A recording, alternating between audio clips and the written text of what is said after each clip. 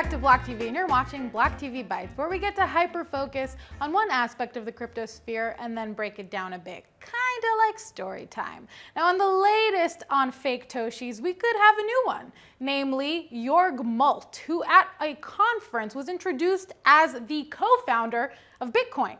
It's not clear how he managed to be an on-stage speaker, but apparently he fooled the entire audience.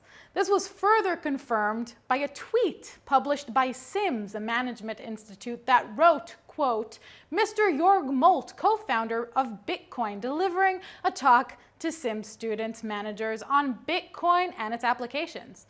According to Be in Crypto, Sims has seen its reputation plummet online as a result of hosting Molt, not surprising, as it seems that no one ran a simple background check on who he was, including his claims.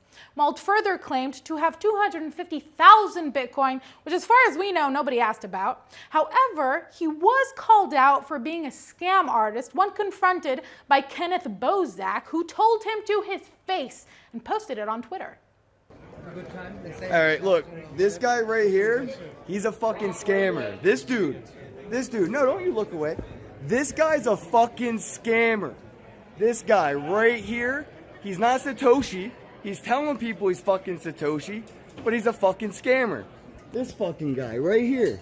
You don't belong in this space. Get out. Yeah, I'm here. Say something. Say something. This fucking guy is a piece of shit scammer. Take it out. No. Take it out. Oh, no. You don't know me, bro. And I know this guy. And I know this guy. Touch me. Touch me. Don't touch me. Do it. Touch me. I'll fuck you up. Out. Yo, don't touch me, man. Get off me.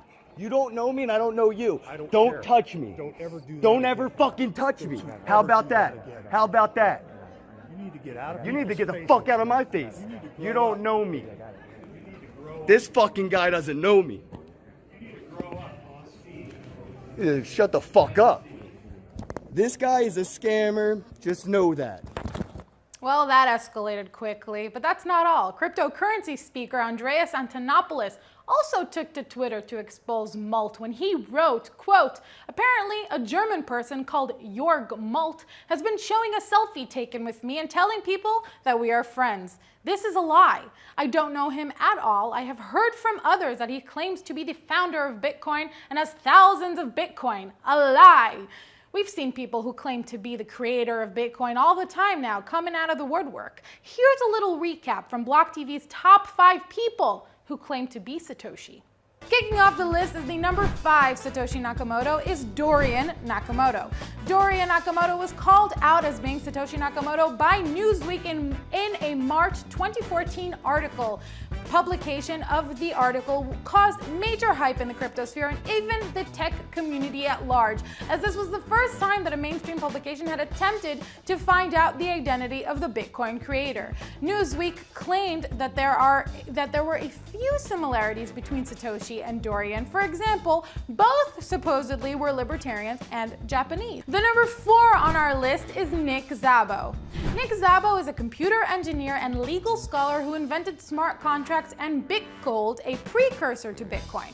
In a post describing BitGold, Szabo wrote about, quote, "a protocol whereby unforgettable costly bits could be created online with minimal dependence on trusted third parties." This is scarily similar to the Bitcoin concept. The number 3 Faketoshi is Debo Guido. Debo Guido is a man from Belgium who mailed a letter to a judge in Florida claiming to be Satoshi in order to sidetrack an ongoing lawsuit against another Faketoshi.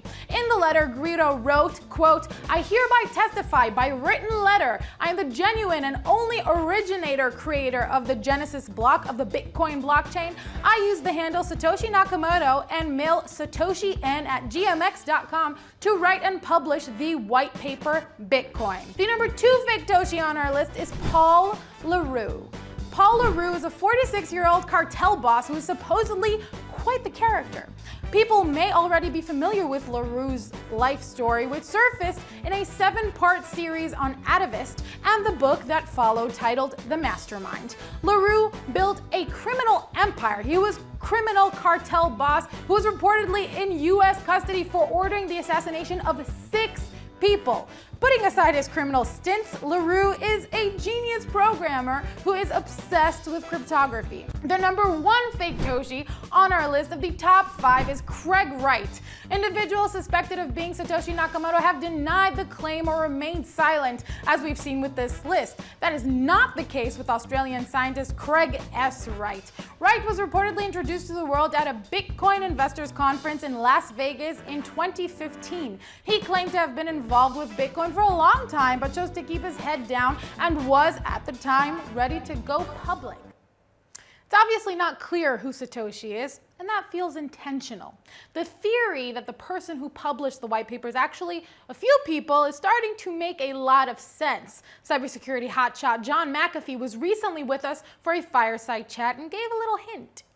That question comes from Todd Simmons 4. The 4 is important. He says, ask him who Satoshi is, and then 9 crying laughter emojis, which I assume just gives a kind of idea of the depth and the gravity of the situation. Oh, please tell us.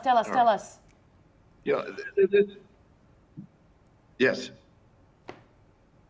You want to answer? Sure. Yes. Can you hear me? Yes. Okay. Listen.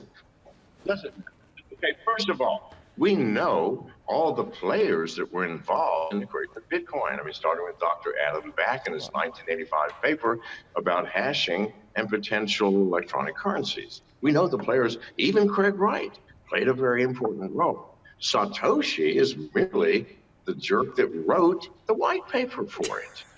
And that's not Craig Wright. All right?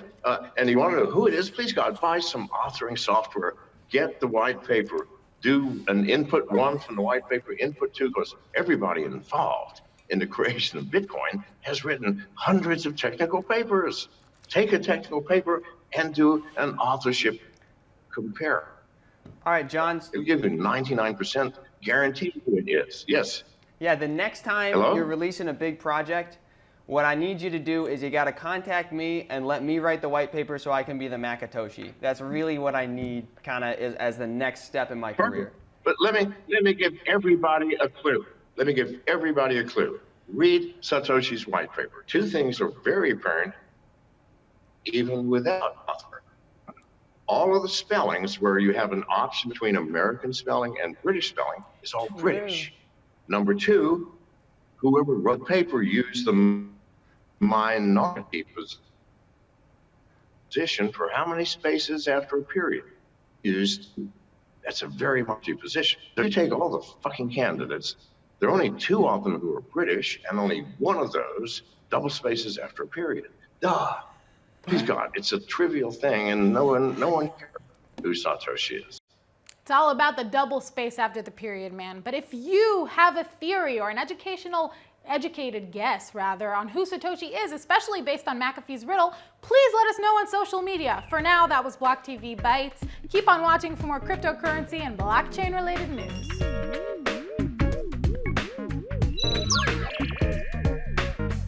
For more news and updates, follow us on Twitter.